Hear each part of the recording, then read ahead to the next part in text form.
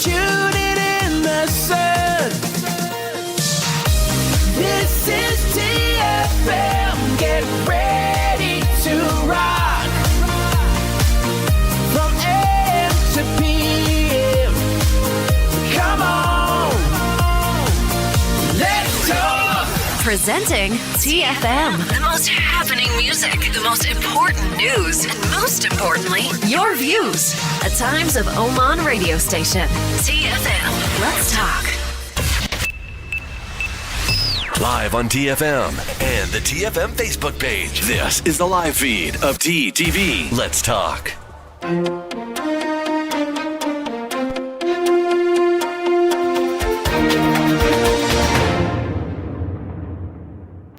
Hello and welcome to the Midday Update. These are the breaking news stories. The Ministry of Health today announced the registration of 4 new COVID-19 deaths in Oman. The death toll has now touched 163 in Oman due to the virus so far, the officials at the ministry informed. They have also extended their deepest condolences to the families of the deceased. The Ministry of Health announced the registration of 1,197 new COVID-19 cases in Oman on Sunday. Amongst the new cases, 488 new cases were of non-Omanis and 709 were Omanis. The total cases in the country has now touched 38,150, which includes 21,200 recoveries and 163 deaths, according to the Ministry of Health. The ministry has urged everyone to adhere to social distancing instructions issued by the Supreme Committee and the Ministry of Health, as well as staying at home and not going out unless necessary. Those were the COVID-19 updates. We'll take a short commercial break and we'll be right back.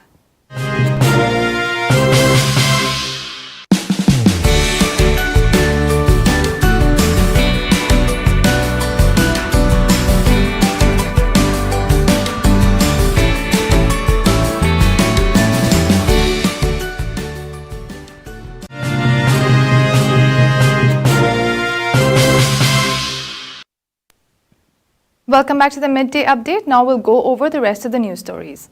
Hamria and Wadi Kabir industrial areas were reopened to the public after they had been previously shut down to avoid the spread of COVID-19. The Supreme Committee to deal with COVID-19 has allowed these areas to be reopened again while following the precautions put in place to stop infections from spreading. After reviewing the epidemiological situation in the Vilayat of Mathura, it was decided to open the industrial area of Wadi Kabir and Hamria as of June 28th. Dr. Saif bin Salam Al-Abri, the Director General of Disease Surveillance and Control at the Ministry of Health, said, Muscat municipality will coordinate on the type of activities that can be resumed, he added. However, he said that the shops operating in these areas have to follow the rules that had been applied across the governorate, which included only operating until 6 p.m. on weekdays and staying shut on the weekends. Al-Abri went on to say, Souk Mathura is a traditional market and it has not yet been decided to open it. Passengers flying out of Muscat International Airport once it reopens to commercial flights have to arrive around 4 hours before departure.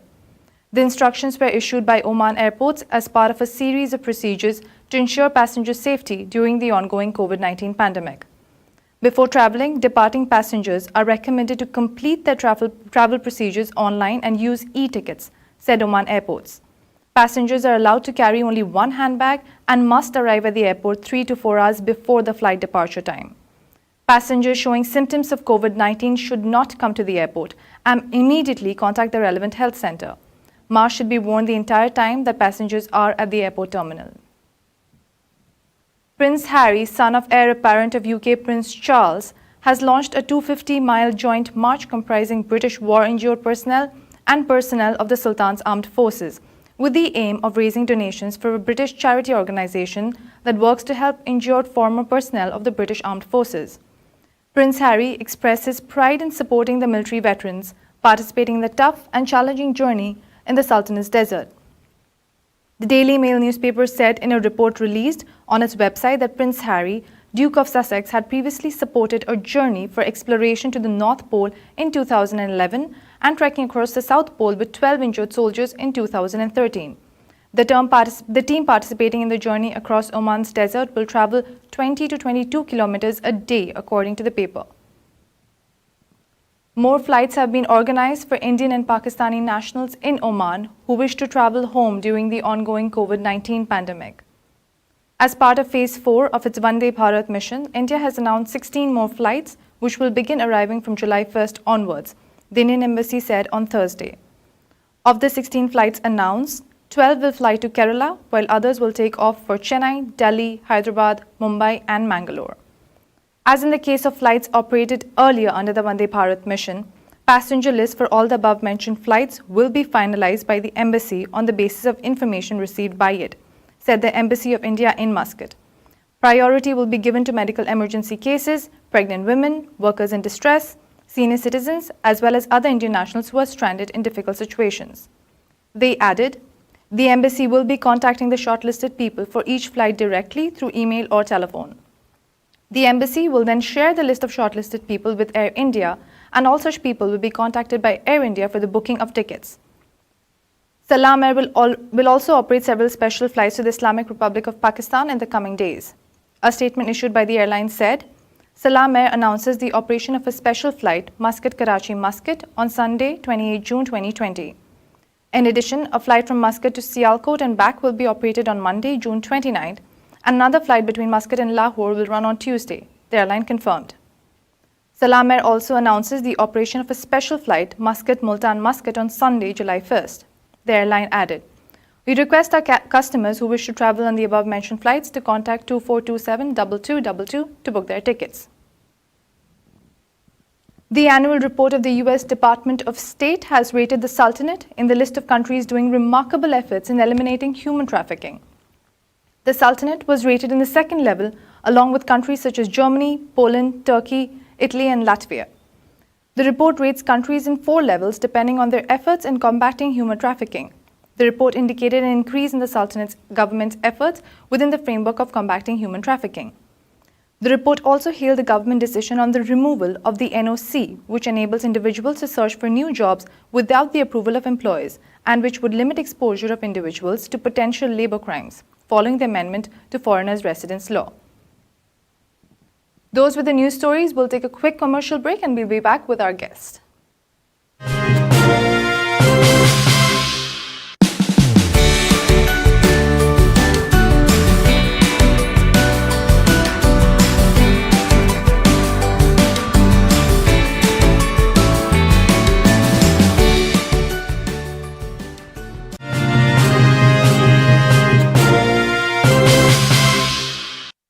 Welcome back to Midday Update.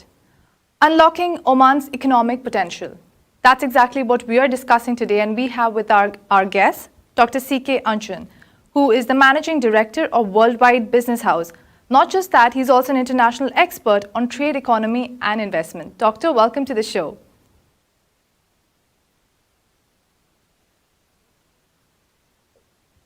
Thank you, Anchan. Doctor, welcome to the show. Can you hear us? Yes, thank you. Can you hear me? Clearly. Perfect. So, Doctor, let's get straight to the discussion. Can you tell me something about Oman's economic potential?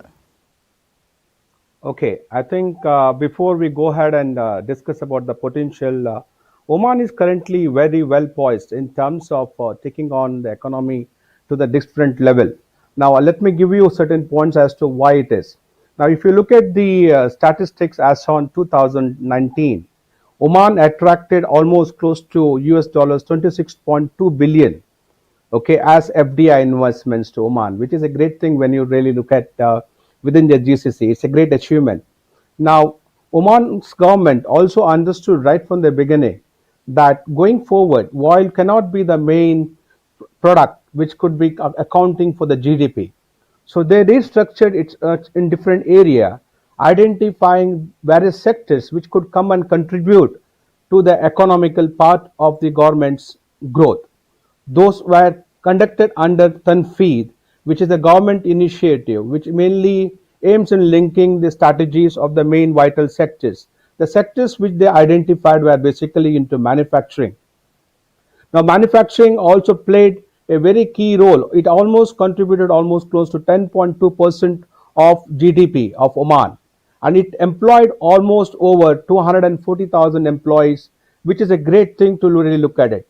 Manufacturing as an industry went on contributing to a extremely different insight. It started in a very humble way, but today when you look at companies, we have the world's best companies down here which exports, and we are currently exporting to almost more than 140 countries, which is a great achievement as Oman when we look at the products and services which is re-exported from Oman. Now, when we also look at it, it's only possible because it's of the young talent population what we have down here. The young Omani population who are here are well educated and well poised to take on to the challenge. The government understood the need of bringing on to value of education at a very early age, and they were inducted into various programs of conducting and incorporating along with the government as well as private sector. Going forward, other than the manufacture, when we really look at it, tourism was another sector which was identified. Now, it is estimated that tourism will contribute almost close to 500,000 of employment in next 20 years to come. And Oman will be the destination to look forward, not only because of the scenic thing what it has, but also the various aspects which I'll certainly touch upon a bit later. The third area which was identified was mining, because as you are very well aware, Oman has natural resources right from copper to gold to magnesium. I mean, you look at it, I mean, we have the best of the natural resources, which still needs to be tapped, and currently we have the in-country value products and services, which is certainly getting key into this area. And this is another area which will contribute exponentially well to the Oman's economy. Transport and logistics was the fourth sector which was identified, and Oman has gone ahead and built best of the ports, and best of the roads and everything. And finally, when we're talking about the final thing was fisheries, Oman is the largest exporter of fisheries. Sorry, Doctor, I think we're having a little problem with the audio, but then yes, I do understand the main sectors that should be focused on is mining, manufacturing, and tourism, definitely. Could you tell me a little bit about the Oman 2040 initiatives? What are the objectives of Oman Vision 2040? Can you hear me now? Am I audible? Am I audible? Can you hear us? Can you hear me? Yes, I can hear you. Am I audible? I think we've got a small problem with the connection from that side. Doctor, is my voice clear to you? I can hear you out, but can you hear me? Can you hear me? Dr. Anchan Hello? was just telling us about the activities that apart from oil and gas, what we should concentrate on over here. It's tourism, manufacturing, mining. After that, we had a little problem with the audio, so I was not able to hear the last bit of the conversation. Doctor, do you think, can you hear me now? I can hear you, but am I audible to you? I can hear you. Am I audible to you?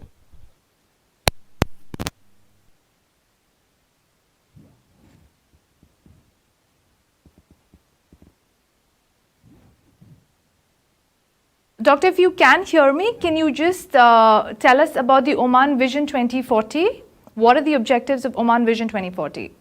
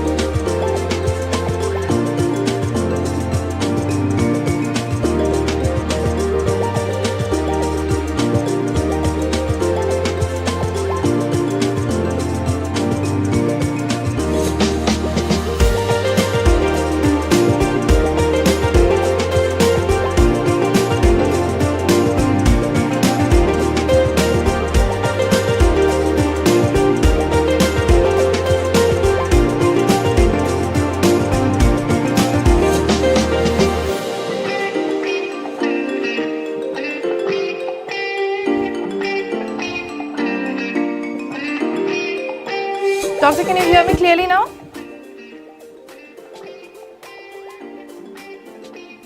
Alright, we're just going to wait for Dr. Anchan to connect back.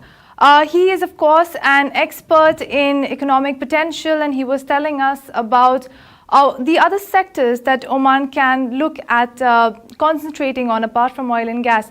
They have taken a lot of efforts in tourism, in manufacturing, in mining, and he was just going to speak to us about the Oman Vision 2040, and we're waiting to hear back from him. We're just going to check if he's back online.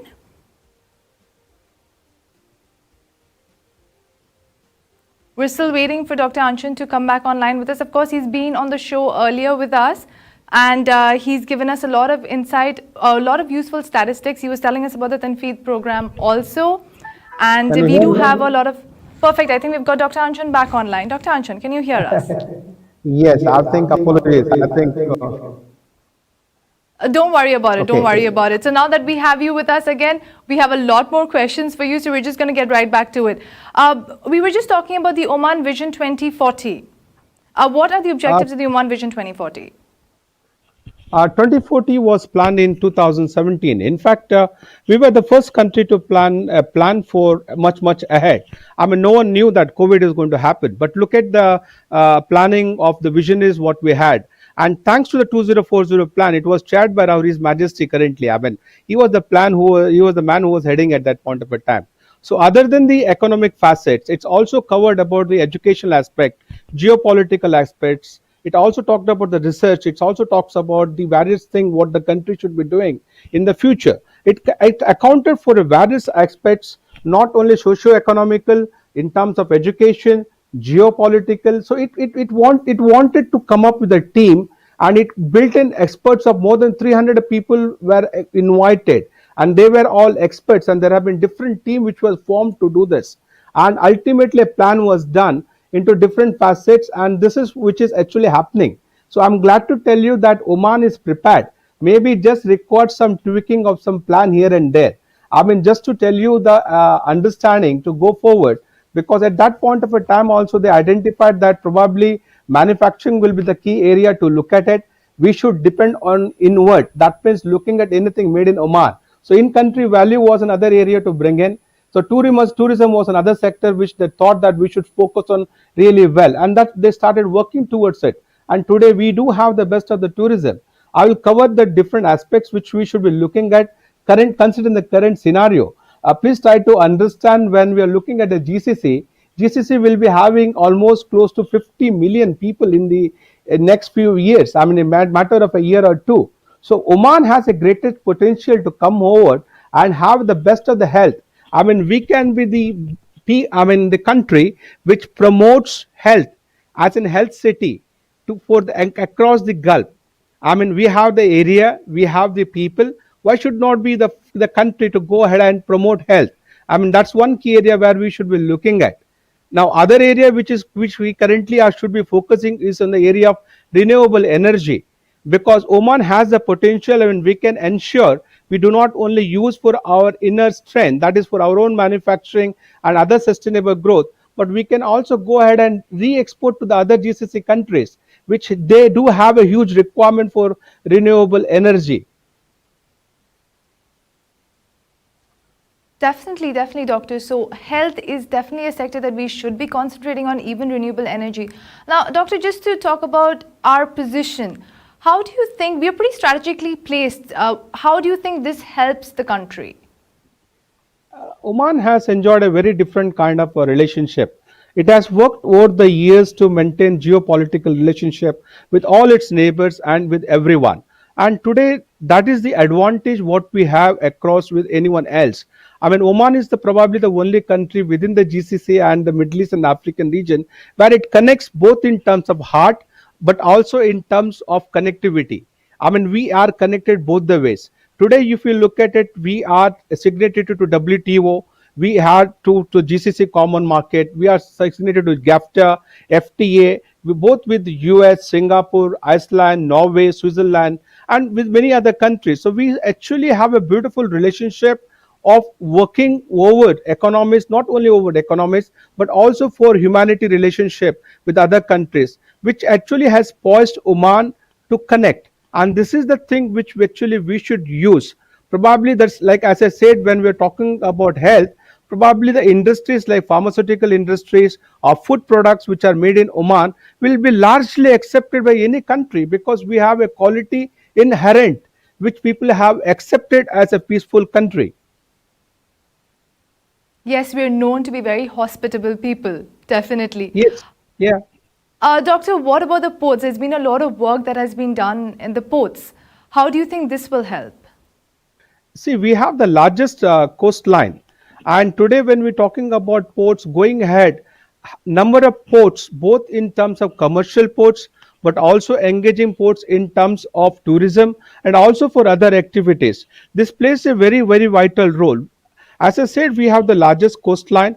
It is right now, although there are some coasts which where we need to really refocus, other than the Sohar port and other than the Salala port, we do have Muscat port, but I think we should also relook at actually getting back to Muscat port if we can commercialize that, because there are products and services which we can connect through that.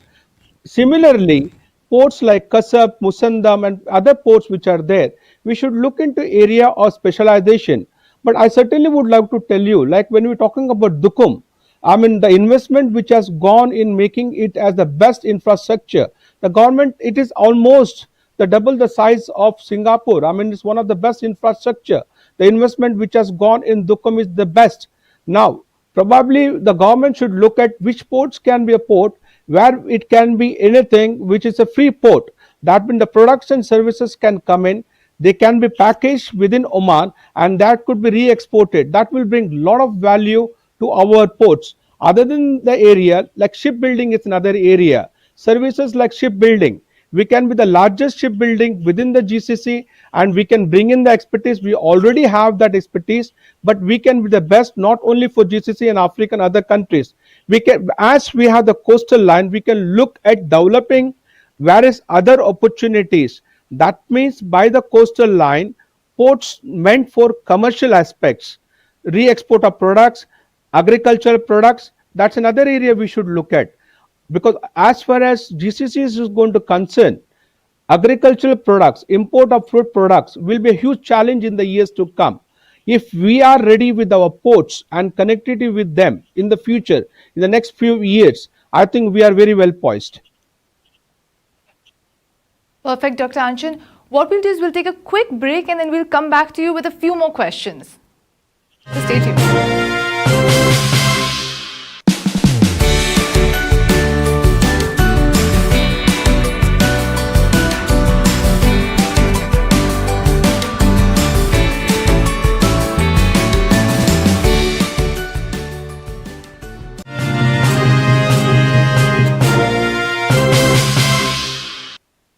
Welcome back. We're talking to Dr. Anchan, who's telling us about Oman's economic potential. So, Doctor, we discussed about all the advantages that we have. Now, what about the challenges? What kind of challenges do you think we will face? The government has done its part. I keep saying this actually. Now the time has come for private companies and the individuals to come forward and support the government in various aspects. Now this is because now is the time where the private companies should come and collaborate. Now, there are different areas where the private companies can come and collaborate, because the future employment of Oman is into private sector. This is the sector which will play the lead role. In any sector, if you try to talk about, it is the private sector in terms of employment, in terms of economy, in terms of trade, it is this sector. So what I would say here is privatization is already happening from the government side. Government has taken key areas, like recently there was privatization of Oman electricity. Similarly, there are going to be privatization in the terms of health sector, in terms of transportation, in terms of ports. There are different areas where the government is considering. This is the key area where the local companies should come forward and understand where they play a key role, and bring in companies, bring in expertise along with them, and hold on to the privatization part. That could be in terms of industry, agro, chemical, mining, or any sector. I think that is where the future lies in. That's perfect, Doctor. Doctor, when we were speaking earlier, you mentioned that employees could eventually become investors in the country. What do you think we could do to lure investment into the country? One of the key areas, although we have regulated rules as far as investors are concerned, I strongly believe that the rule in terms of the investors should change. We should look forward to investors who could be even into SME sectors. That means an investor who could come and invest as low as 25,000 riyals or even 20,000 riyals and can go on. Because end of the day, please try to understand, if these are the SME clusters, once they form the vibe, they are the companies which they keep growing. And today, if we bring in investors who will come with us and start getting into a small medium companies, and when they collaborate, the economy changes. So I think the rules should change in wherein any foreign company or any foreign investors can come up with low investment too, as long as they come and add on the value to the country for the products and services which they bring in. There is going to be a huge potential. Now, if for the last commercial year, almost close to 400,000 companies were registered last year. Now, if you look at bringing new companies, imagine the minute number of more companies coming in, the more number of consumers will come into the economy, more economic diversification will happen, that ultimately will change the economic scenario, and ultimately that will also bring in more liquidity and economic growth. One of the other areas which we should be actually looking at into banking facilities. Today what's happening here is there are different countries probably who want to come, but the banks and the regulation, that means, let's say for a minute, major partners like India, Pakistan, Bangladesh, Sri Lanka, UK, Philippines, from wherever they are, there you have a lot of people who are staying down here. Now we do not have the banks representing from that side. If we have more banks, more participation, look at the country like Singapore, it could go and communicate, and it went on taking up the economy because they finally focused on investment related to banking. So I think a time has also come to our economy where we also open up facets related to banking and financial institutions, because they play a key role when they come to this country, not only to bring in more economic investors from their respective country, but also to support the local investors. Absolutely, that's something that we should look into. So, Dr. Anchan, my last question is, of course, going to be something COVID-19 related, because that's the situation that we are all in. What do you think how do you think the pandemic has affected the economic potential currently? Of course, it has affected us. I mean, like any other particular country, and the effect will be there for the next few months to come. But at the same time, there are potential and opportunities. Where there are few companies who are making really good in terms, if there are pharmaceutical companies, they are really trying to do well. Similarly, if it's a company into food products, and one of the major companies which will be doing very well will be into e-commerce. I always said that Oman has invested extremely well into telecommunication. We have a younger population who are into ICT. Now, how we have come, similarly like that, it's time for us to come up into clusters into different areas. This is where we should be fast, because competition will take on in as soon as the economy opens up. So we should be ready by probably next 3 to 6 months in terms of preparing ourselves and get set. Absolutely, Dr. Anchan. We should take this time to prepare ourselves to make us better, to enhance our skills, our capabilities. And on that note, Dr. Anchan, thank you so much for all the information that you shared with us. It's a pleasure to have you on our show always. Thank you, Antra. Thank you. God bless the country. Well, that was Dr. Anchan. He gave us some quite useful insights and information on Oman's economic potential. And on that note, we'll be closing the episode today, but we'll be back tomorrow at the same time. So keep watching TTV.